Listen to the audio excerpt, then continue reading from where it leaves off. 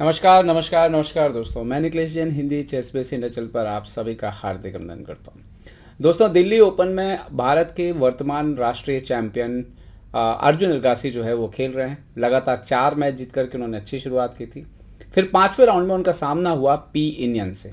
P Indian की rating भले ही 2516 है, लेकिन पिछले 1 डेढ़ साल से जिस तरह से वो कई बड़े टूर्नामेंट में कमाल दिखाते आ रहे हैं, जैसे उन्होंने वर्ल्ड कप क्वालिफायर जीता इंडिया से, फिर वर्ल्ड कप खेला, तो उनके खेल में गजब का भी निखार आया है और कई बार वो ओपनिंग में अपने अपोनेंट को काफ़ी सरप्राइज करते हैं।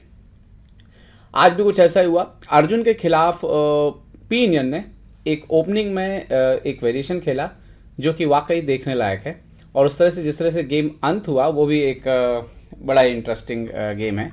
तो आइए देखते हैं कैसे अर्जुन जो है जीत नहीं पाए इंडियन से। E4, C5, night F3, night C6। तो इसमें इंडियन वाइट से थे, ब्लैक पीसेस से Arjun Erigaisi. Okay, D4, C into D4, knight D4, open Sicilian, knight F6, knight C3, और यहाँ पर E6 मतलब पेलिकान स्वेस्निको वेरिएशन जो है वो खेल दिया यहाँ पर अर्जुन ने। ओके, यहाँ पर पीनियन ने खेला नाइट B D5, D6, ये मेन लाइन है इसकी, बिशप G5, A6। आप घोड़े से सवाल पूछते हैं, घोड़ा पीछे जाता है, फिर आप B5 खेलते हैं, B4 का थ्रेट है।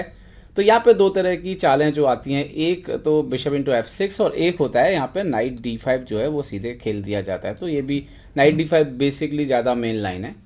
सो बिशप इंटू F6 और pawn into F6, night D5 ऊपर आया अभी।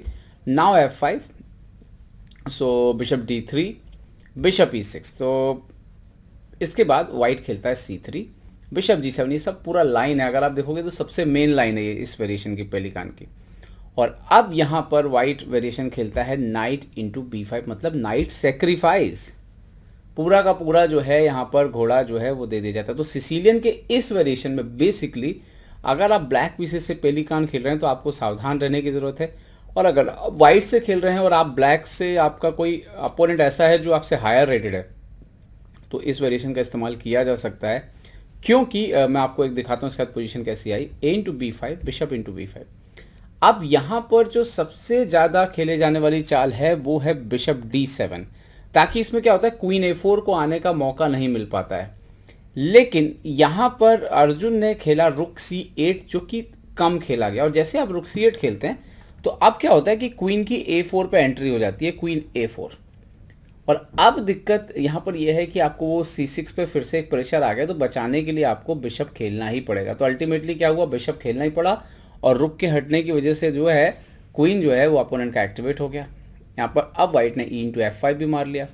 अब यहाँ पर आपको ये देखना है कि ब्लैक के पास अभी 4 पॉन बचे हैं, वाइट के पास ऑलरेडी जो है आप देखिए 7 पॉन है, मतलब वाइट जो है वो 3 पॉन आप यहाँ पर ऑलरेडी जो है वो हो चुका है। ठीक है, पीस डाउन है, तो अभी 3-3 पॉइंट जो है वो बैलेंस हो रहे हैं। ठीक है, यहाँ पर अर्जुन ने कैसल कर लिया, नाउ कासल। और अब अगर आप ये पोजीशन ध्यान से देखोगे तो जो मेन प्रॉब्लम है ब्लैक का, जैसे कि ब्लैक पीस अप है लेकिन ये बिशप ज़्यादा काम नहीं कर रहा है क्योंकि उसका खुद का पॉन रोक रहा है। ये नाइट जो है वो मूव नहीं हो रहा है अभी फिलहाल। तो इस पोजीशन पे अर्जुन ने सोचने के बाद खेला E4। अब आइडिया ये है कि ये पॉन भी दे दीजिए। अगर ये पॉन चला भी जाता है, जैसे क्वीन इंटू E4 भी कोई मारता है, तो अर्जुन क्या चाहते हैं कि भले एक और पॉन चला जाए लेकिन पीसेस को एक्टिविटी मिले, मतलब खेलने के लिए मिले। मतलब ये बिशप तो अब ओपन हो ही गया है, नाइट के लिए स्क्वायर आ गया है, रुक भी ओपन फाइल में आ गया, तो एक पॉन और दे दी जाए। खैर, अर्जुन की गेम में एक खासियत भी जो है वो काफ़ी है कि वो पोजीशंस में हमेशा पीस एक्टिविटी को पहला प्रेफरेंस देते हैं। ओके, नाउ नाइट E5, सो bishop into D7, night into D7, queen into E4।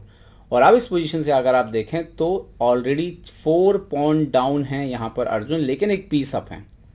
अब ये था यहाँ से इनिशिएटिव वाइट के पास ही है। मतलब मैं ये बोलूँगा कि अगर वाइट इस पोजीशन को अच्छे से खेल रहा है तो कम से कम ड्रॉ उसके पास है। वाइट ये पोजीशन हारेगा इसकी संभावना बड़ी कम है। खैर, नाइट F6 खेला यहाँ पर अर्जुन ने और एक्सचेंज ऑफर किया यहाँ पे नाइट को भी। तो नाइट F6, बिशप F6, रुक A D1। अब ये वो मोमेंट था एक्चुअली में जहाँ पर इंडियन के पास एक मौका था कि अब जैसे ये रुक यहाँ पे रखा है ना A1 पे, तो इसको यहीं से आप प्ले में ले आए। कैसे ले आए, इसके लिए जगह बदलने की जरूरत नहीं है, सीधा आपको यहाँ पर A4 जो है वो मूव खेल देना है। और उसके बाद आप देखिए कि ये जो रुक यहीं पर रखे रखे ही वो एक्टिव हो गया, क्योंकि अब यही फॉइल जो है यहाँ पर उसका काम जो है यहाँ पर आने वाला है। खैर, अभी डायरेक्ट बिशप की वजह से बी पॉन आपका आगे नहीं बढ़ रहा। ओके, रुक ए D1 खेल दिया उन्होंने। तो यहाँ पर अर्जुन ने खेला क्वीन B6, B2 के पॉन पर अटैक है, रुक E2 करके यहाँ पर बचाया इंडियन ने। और अब अर्जुन खेलते हैं रुक F8। अब ये वो मोमेंट था जहाँ पर शायद तक इंडियन को क्वीन F3 करके खेलना चाहिए था। क्वीन F3 ये पोजीशन जो है स्टिल वाइट के लिए काफ़ी जो है इंटरेस्टिंग है, क्योंकि उसके पॉन एक्स्ट्रा है। लेकिन कभी कभी क्या होता है कि यहाँ पर जो वेरिएशन ढूंढ लिया इंडियन ने वो इंपॉर्टेंट था। इंडियन ने ढूंढ लिया, उन्होंने खेला क्वीन इंटू E8, रुक दे दिया। अब ये जो वेरिएशन उन्होंने ढूंढ लिया था वो इस पर श्योर थे कि कम से कम ड्रॉ होने वाला है। सो रुक इंटू E8, रुक into E8, king G7, now रुक E2, क्वीन गया A6। अब इसमें देखने वाली बात थी, मैं आपको मतलब जो सीधी सीधी बात बताता हूँ कि अल्टीमेटली यहाँ पर अर्जुन का यहाँ पर जो मेन एम है कि वो चाहते हैं कि यहाँ पर कुछ पॉन गेन हो, और इंडियन क्या चाहते हैं कि किसी भी तरीके से ये पॉन मिल जाए। तो ये पॉन अगर मिल गया तो फिर किसी भी कीमत पे जो है यहाँ पर ब्लैक जीत नहीं पाएगा, क्योंकि ब्लैक के पास एक भी कोई मौका ही नहीं होगा कि जहाँ से वो पास्ट पॉन वगैरह क्रिएट कर पाए। और दोनों रुक के होते हुए क्वीन और बिशप मिलके मात तो नहीं कर पाएंगे। क्वीन A6, ओके, A2 के पॉन पर अटैक।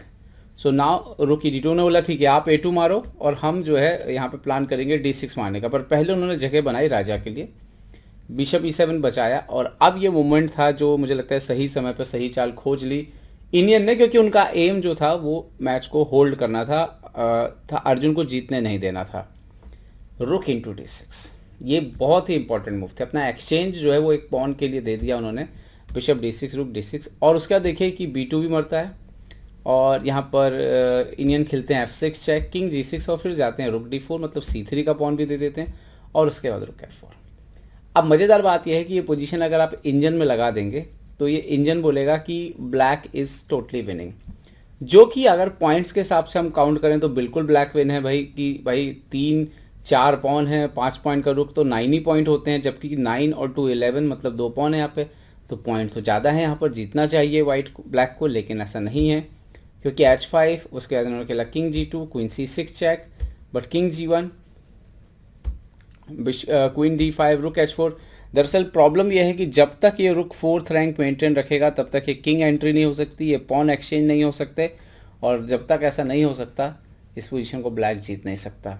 और वही हुआ, किंग F6 उन्होंने मार लिया, बट रुक F4 चेक, किंग E5, रुक H4, F5 खेला यहाँ पे, तो उन्होंने खेला रुक F4 फिर से, क्वीन C6, रुक H4, क्वीन F3, ताकि क्वीन F4 ना आने पाए, रुक F4 ना आने पाए, क्योंकि वो मार के फिर दिक्कत हो सकती है।